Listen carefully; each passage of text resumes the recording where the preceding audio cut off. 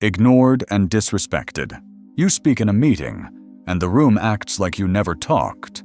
You text someone you care about, it hits seen, and you feel disposable. How long will you keep training people to treat you like background noise? In the next few minutes, you'll learn 5 Stoic truths that make your presence expensive again, without begging, explaining, or getting loud. Stay until the end, because truths are 5 is where your identity changes. From a Stoic view, being ignored isn't about your worth. It's about the standards you keep rewarding. The real damage isn't their disrespect. It's that you keep giving access to the version of you that accepts it. Epictetus said, "We are not disturbed by events, but by the views we take of them." So silence becomes a story, and the story becomes your behavior. You overgive to earn a response. You over-explain to earn understanding. You overstay to avoid being alone. This is the hidden contract you keep renewing. They offer low effort, and you cover the gap. And the moment you cover the gap, they learn they can keep doing it. If your presence is always available, it never feels valuable. If your boundaries are always negotiable, they stop feeling real. My presence isn't cheap. I trained them to think it was. And if you trained it, you can retrain it. From this lens, we get to Truth Hashon. Truth 1. You tolerate small disrespect. Most disrespect doesn't start as an explosion. It starts as a tone, a joke that tests how much you'll swallow, an interruption you pretend didn't happen, a look that says, "You're not important right now." You feel the sting, but you say, "It's fine." And every time you swallow it, the line moves backward. What used to feel unacceptable starts to feel normal, and what feels normal becomes your new life. People don't need your permission to disrespect you. They only need your pattern.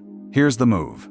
Name 1 small disrespect you tolerated this week and stop calling it small. Your silence is not neutral. Your silence is training. Because every time you laugh it off, you teach them your standards are asleep. And once people get comfortable disrespecting you a little, it never stays little. Truth 2.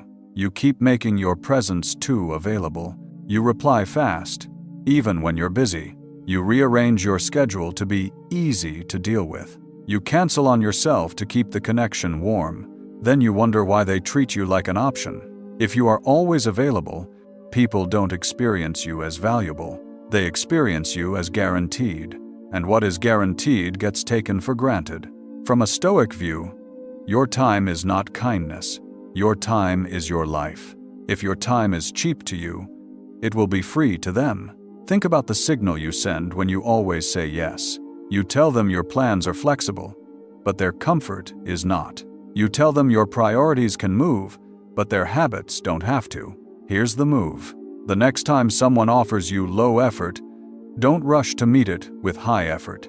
Let your yes become rare, and your no become clean. Because scarcity is not a game. Scarcity is a standard. You can make your time expensive and still get disrespected. Because the real discount isn't your schedule. It's your self-respect in conversation. You set a boundary, then you start negotiating it. You start explaining it. You start begging it to be understood. And that's where Truth 3 hits. Truth 3. You jade when you should stand firm. Justify. Argue. Defend. Explain. You try to set a boundary, and then you deliver a speech to prove you deserve it. You add, "Sorry, I might be wrong," and "I don't want to be difficult." And the other person learns the rule. If they push back, you will fold. They don't respect the boundary because they can feel you don't fully own it. A standard is not something you debate. A standard is something you live by. Here's the move. Say 1 clean sentence, then stop talking. I'm not okay with that. No courtroom, no evidence, no paragraphs. Because the more you explain, the more you imply it's optional. Your calm is the pressure, and the pause after your boundary is the proof you mean it. And here's the part most people miss. Even if you stop explaining, your standards still mean nothing if your actions keep rewarding low effort. One clean sentence won't save you if you keep giving access like nothing happened. That's why Truth 4 is the one that changes your life. Truth 4: your actions do not match your standards. You say you want respect, but you keep rewarding disrespect with access. They ignore your message, and you double text. They cancel last minute, and you say, "No worries." They talk down to you, and you keep giving warmth like nothing happened.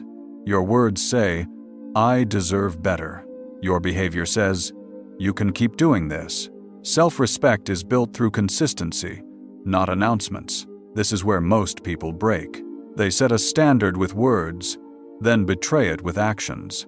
And every betrayal trains your nervous system to accept less. Here's the move. Choose one action that matches your standard, and do it once this week. Reply slower. Stop initiating. Say no, or step back.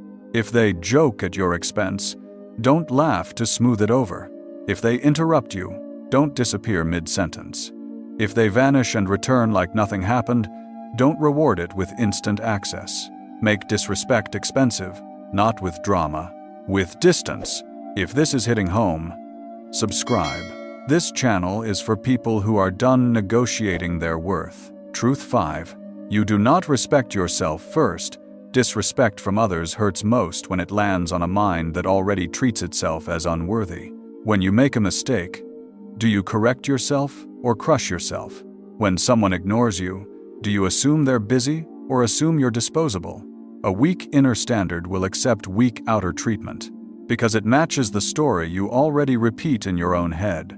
The Stoics treated the mind like a fortress for a reason. If you don't guard your mind, other people will write on it.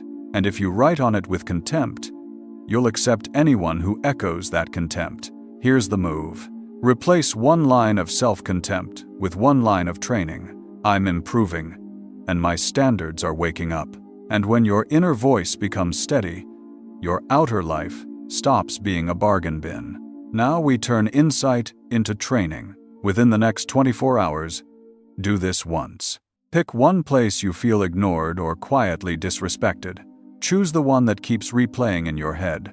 Step 1 is to name the truth. Which truth is running the contract right now? Small disrespect. Cheap availability. JADE. Actions rewarding low effort.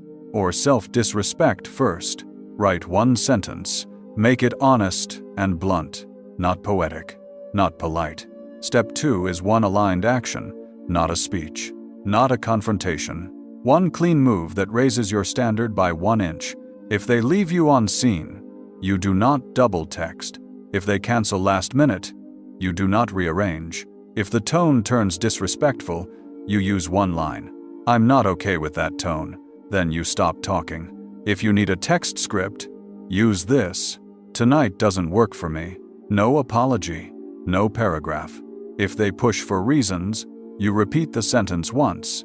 Then you go silent, because repetition is a strength when your standard is clear. Step 3 is to redirect your surplus effort. Whatever energy you were about to spend chasing, you invest in your inner citadel instead. 10 push-ups, 3 pages, 1 task that makes tomorrow easier, a clean kitchen counter, a short walk with your phone in your pocket, a plan that your future self will respect. You are not pretending you don't care. You are choosing to care more about your life than about low effort. Now stretch it for 7 days. For the next 7 days, follow this rule before you say yes. Am I doing this from self-respect or from fear of losing them? If it's fear, pause. Let the message sit. Keep your original plan. Your nervous system will protest at first, because you're used to earning love by being available. But discipline is the ability to stay steady while the urge screams. At the end of each day, write one sentence for each. Where did I feel ignored today? What did I tolerate that I won't tolerate again? What will I do differently next time? This is how standards wake up.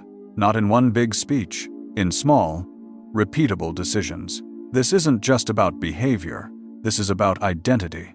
You are moving from the person who asks, "Why do they ignore me?" to the person who asks, "Why am I still giving access?"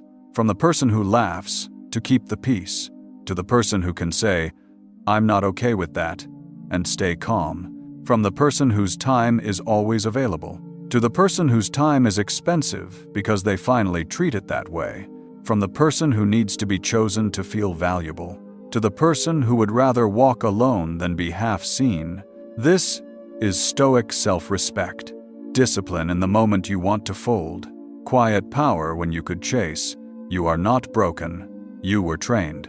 You can retrain yourself, and the next time you're in that meeting or staring at that scene, you won't panic. You'll pause, choose one standard, and protect it, not because you hate them, but because you finally respect yourself.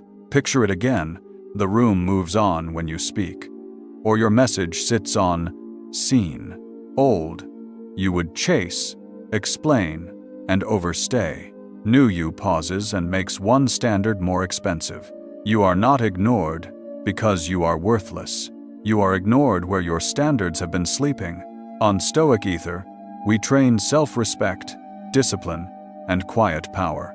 Comment: I raise my standards first and live it once today.